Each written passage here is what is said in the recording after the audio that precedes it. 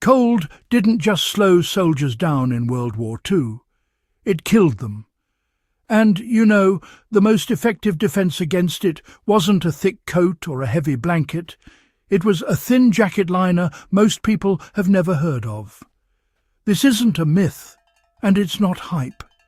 It's a forgotten piece of survival engineering that quietly outperformed bulky winter gear on some of the coldest battlefields in human history. And once you understand how it worked, you'll never look at cold weather survival the same way again. World War II forced armies to confront an old enemy in new ways.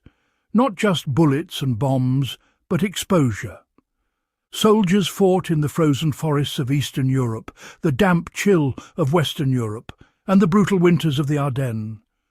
Frostbite, hypothermia and trench cold injured and killed thousands, sometimes more than enemy fire.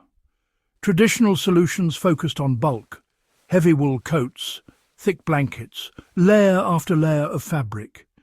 But those came with problems that commanders quickly learned the hard way.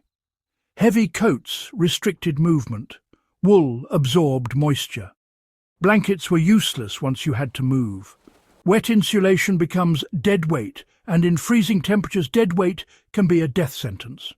Soldiers needed warmth that moved with them, dried fast and worked even when conditions were miserable. That need led to something deceptively simple: the insulated jacket liner. Here's where things get interesting. The liner wasn't meant to be worn alone. It was designed as a modular system, a concept far ahead of its time. Thin, lightweight and worn under a field jacket, it trapped heat close to the body while allowing sweat to escape. Instead of relying on sheer thickness, it relied on air, tiny pockets of still air held in place by quilting or pile fabric. That air did the real insulating work. One of the best-known examples came from the United States Army. The M1943 system and earlier liner designs used with field jackets. These liners were often made with cotton shells and synthetic or wool batting, quilted to prevent shifting. On paper, they looked unimpressive. In practice, they were game changers. Soldiers reported staying warmer with a liner and shell combination than with older, heavier coats. The reason was control. You could add or remove the liner as conditions changed. Marching hard? Take it out. Standing guard at night? Put it back in. This adaptability mattered more than raw warmth. Cold injuries spike when soldiers sweat during movement and then stop. Moisture pulls heat from the body at terrifying speed. Thick coats encouraged overheating on the move and freezing at rest. The liner system reduced that cycle. It allowed better temperature regulation, which is one of the most important and most overlooked principles of survival in cold environments. Other armies reached similar conclusions. The German military, often fighting in extreme cold, issued padded liners and pile-lined garments designed to be worn under outer shells. The Soviets relied heavily on layered systems, using quilted undergarments known as telogryka. Despite differences in materials and ideology, the logic converged. Warmth works best when it's close to the body, protected from wind and moisture, and easy to adjust. Now, this is where the liner quietly beats the blanket. A blanket only works when you're still.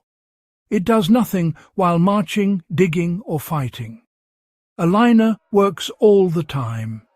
It turns your outer jacket into a windproof barrier and keeps your core heat where it matters most. And because it's thin, it doesn't trap excessive moisture. Soldiers could sleep in it, fight in it, and live in it. That kind of versatility is survival gold. There's another overlooked advantage. Liners dried faster.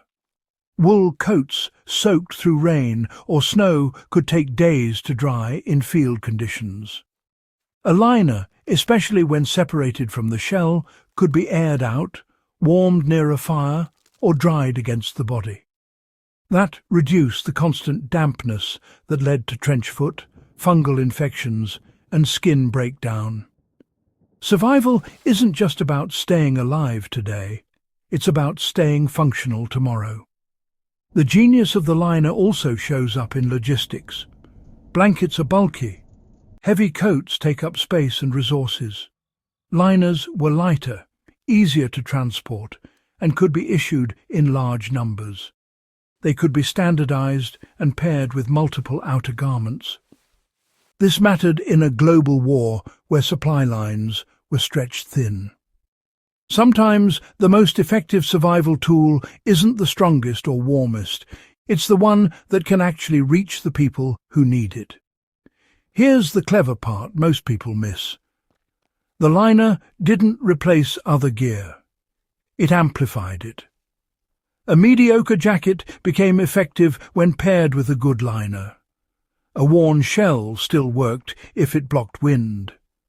This layered philosophy is now standard in outdoor survival and mountaineering, but in the 1940s it was revolutionary. These systems were born not from comfort, but from necessity and hard lessons paid for in frostbitten fingers and lost lives.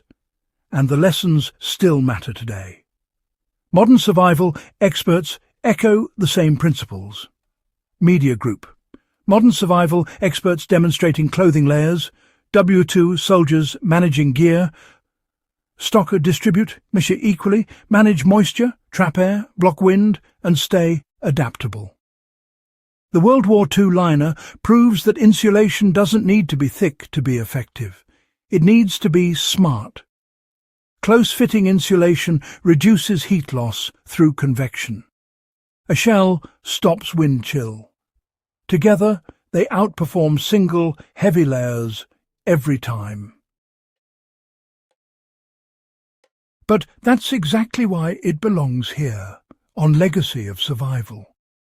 This channel isn't about flashy gear or modern shortcuts. It's about the hard-earned knowledge forged before high-tech materials and digital forecasting. The jacket liner is a perfect example. Simple materials, smart design, real-world effectiveness. And if there's a takeaway you can use today, it's this. In cold environments, stop chasing bulk. Focus on layers that work together. Keep insulation close. Control moisture. Block wind. The soldiers of World War II learned this the hard way, and their solutions are still teaching us lessons nearly a century later. If you enjoyed uncovering this forgotten survival edge, make sure to like the video, subscribe to Legacy of Survival, and share this story with someone who thinks warmth is all about thickness. History has better ideas, and we're just getting started.